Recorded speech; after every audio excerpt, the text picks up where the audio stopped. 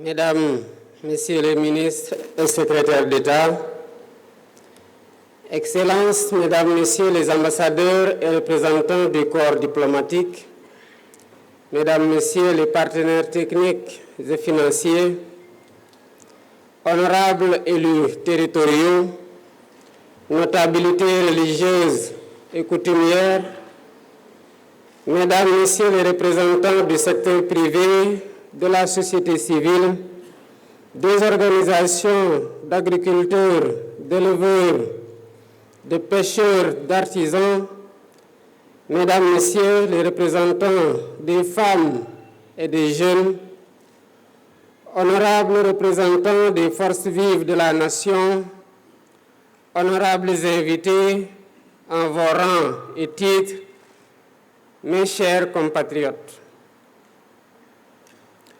Je voudrais avant tout propos exprimer ma compassion et ma solidarité aux populations riveraines du fleuve Sénégal qui ont été durement frappées par les inondations dues aux crues du fleuve éponyme. Mes chers compatriotes, je me rendrai dans la région de Kédougou pour apporter mon réconfort aux populations éplorées. Les 18 et 19 octobre 2024. D'ores et déjà, le ministère de la Famille et des Solidarités, accompagné du ministère de l'Intérieur et du ministre de l'Intérieur et de la Sécurité publique, sont dans la région au chevet des populations qui ont été touchées par ces inondations. Mes chers compatriotes, le 24 mars 2024, le peuple sénégalais souverain a décidé, dans un élan de responsabilité historique et patriotique, de m'élire à la tête de notre cher pays, le Sénégal. Ce choix sans précédent a consacré une volonté collective de rompre de haute lutte avec des pratiques d'un autre temps. Il a également consacré un projet politique inédit qui trouve sa source dans les valeurs séculaires de notre nation, bâties sur l'honneur et la dignité.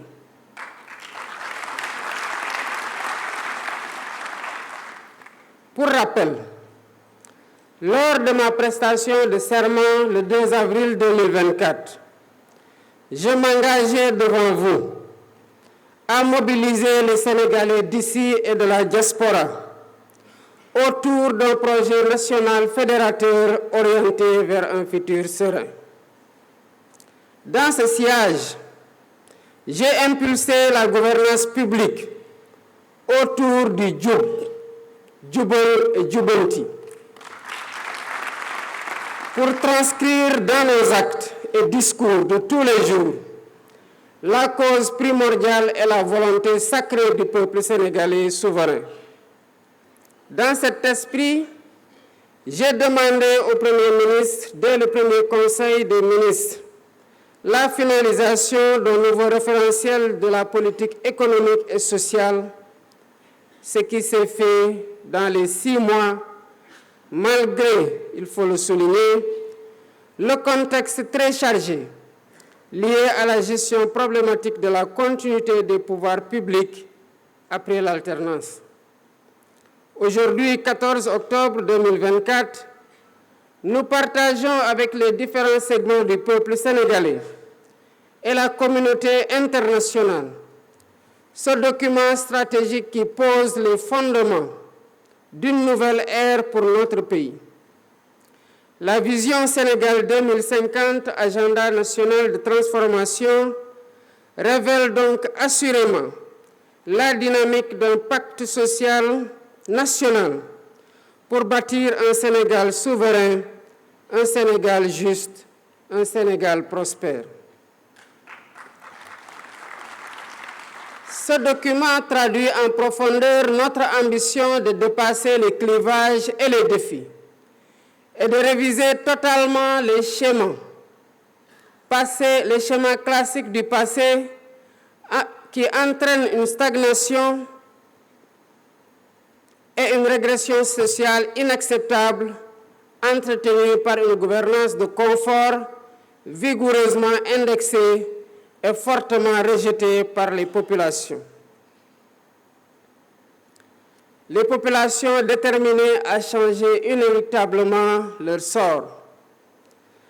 Avec le référentiel présenté et déployé, nous devons consolider durablement une nation solidaire, une nation résiliente et résolument ancrée dans la modernité, le progrès et le bien-être de chaque Sénégalaise et de chaque Sénégalais. Au demeurant, nous prenons date à partir d'un héritage lourd, marqué par une situation économique, budgétaire, financière et sociale extrêmement difficile et complexe, qui trouve des explications dans la mauvaise direction empruntée par notre pays dès les premières années de notre indépendance.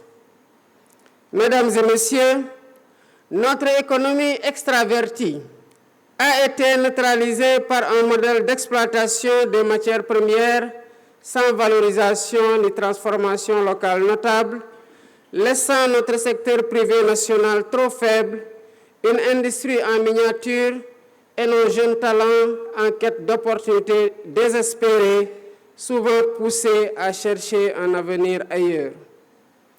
Ces choix généralement imposés ont non seulement limité notre potentiel de développement, mais ils ont aussi peu à peu dépossédé le pays de la maîtrise de son destin. Je ne saurais m'étendre outre mesure sur ces diagnostics inquiétants à première vue, mais qui ne doit pas nous décourager, ni étouffer ou nous figer. Car la force d'un pouvoir, c'est sa capacité à agir, à fixer un cap stratégique, mais également à trouver dans le temps et dans l'espace, et selon les circonstances, les meilleures solutions et les moins coûteuses pour répondre aux défis présents et futurs, ainsi qu'aux aspirations et préoccupations légitimes des populations. Mes chers compatriotes, c'est donc le temps de la transcendance, du consensus, du sursaut et du don de soi pour asseoir notre souveraineté et libérer les énergies, les talents et les potentiels de notre nation. Nous devons être fiers de notre nation parce que nous sommes le Sénégal.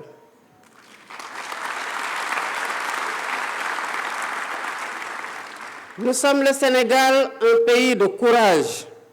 Nous sommes le Sénégal, un pays de résilience. Nous sommes le Sénégal, un pays de solidarité face à l'épreuve. Voilà pourquoi nous devons faire notre introspection individuelle et collective pour reprendre avec confiance notre destin en main et mettre notre Sénégal sur une trajectoire d'exigence, d'espérance, de performance et de progrès. C'est tout le sens et la pertinence de la vision Sénégal 2050. Cette nouvelle stratégie nationale de développement est une réponse innovante aux défis de la transformation systémique du Sénégal. Elle repose sur une vision endogène claire, cohérente, ambitieuse et assumée. Cette feuille de route pour les 25 prochaines années, qui fait l'objet aujourd'hui d'un partage et le fruit d'une réflexion collective, est déclinée en stratégie quinquennale et décennale.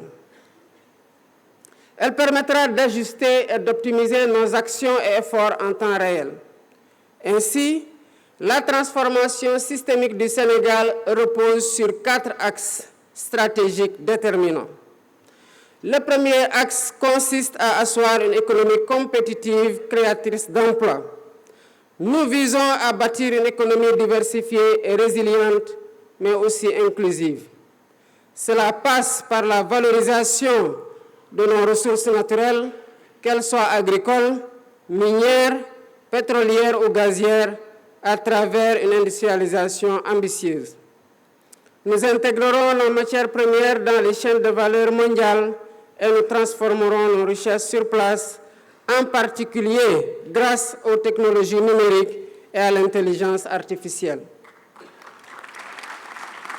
Le développement de pôles économiques viables associés à un cadre des affaires attractif contribuera à renforcer le secteur privé national et à diversifier notre économie. Dans les tout prochains jours, une loi sur la souveraineté économique viendra consacrer cette dynamique en s'appuyant sur une stratégie de financement solide et concertée avec toutes les parties prenantes. Le deuxième axe est celui de la durabilité et de l'aménagement du territoire. Notre développement ne sera viable que s'il respecte et préserve notre environnement. Nous avons le devoir de protéger notre biodiversité et de promouvoir l'économie circulaire pour que le Sénégal devienne un modèle en matière de gestion durable de ses ressources. En parallèle, l'aménagement équilibré de notre territoire sera assuré grâce à 6 grands corridors de développement qui désenclaveront les zones rurales et relieront les pôles de croissance.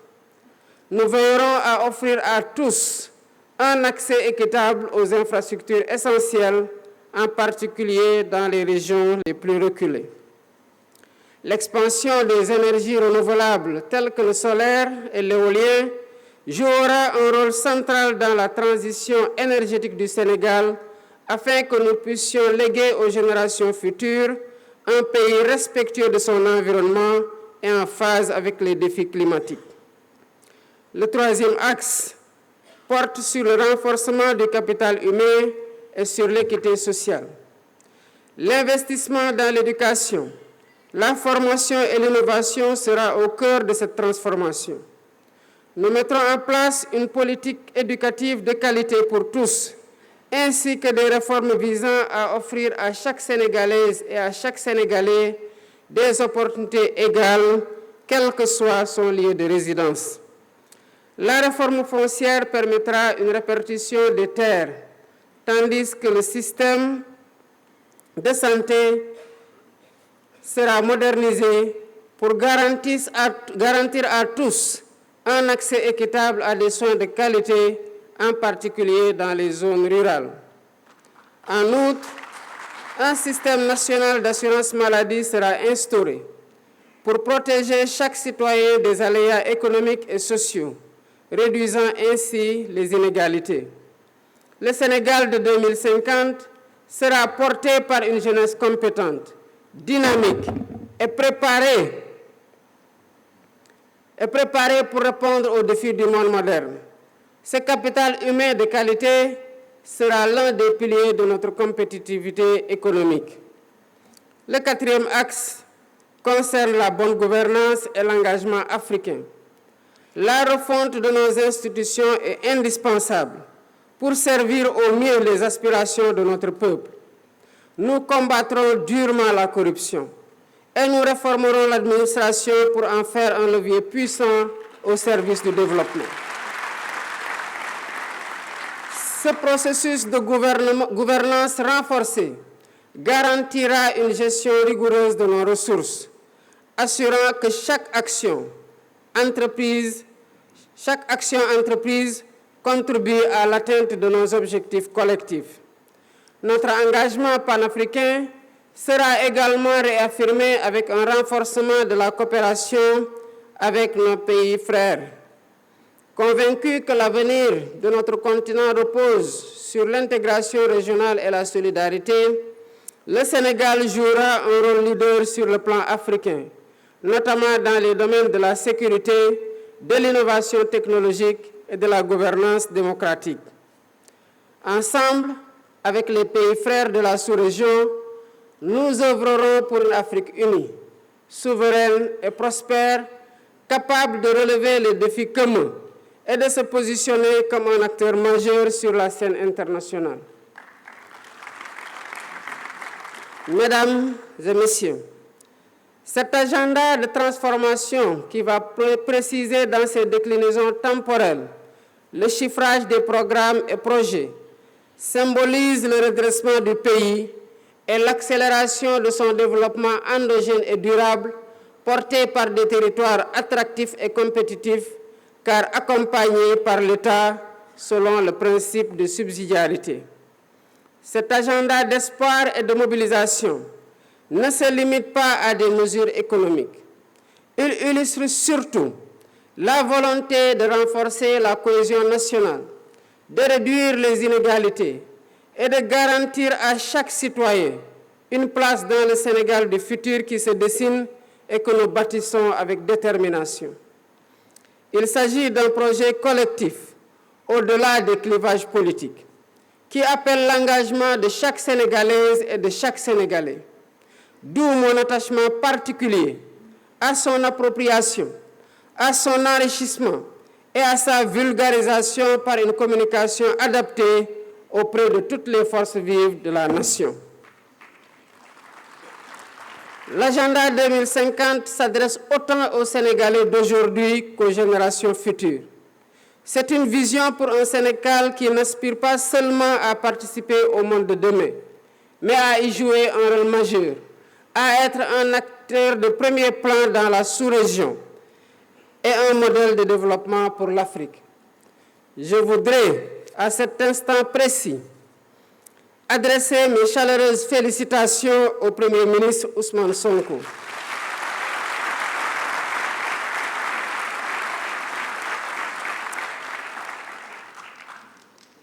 Il a mené de main de maître avec l'ensemble du gouvernement, les services de l'État et les experts nationaux du public et du privé associés ce travail de conception exceptionnel d'une rare pertinence qui démontre la qualité du capital humain national.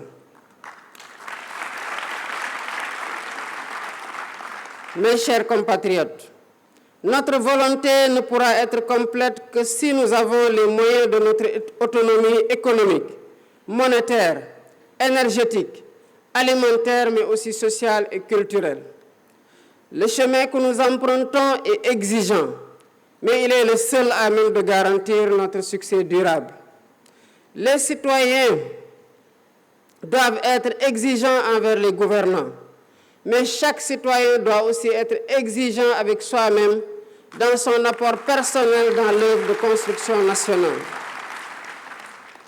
C'est ainsi qu'ensemble, comme un seul peuple, poursuivant le même but et animés de la même foi en notre progrès, nous construirons un Sénégal plus fort, un Sénégal plus juste, un Sénégal plus prospère. Vive le Sénégal souverain. Je vous remercie de votre aimable attention.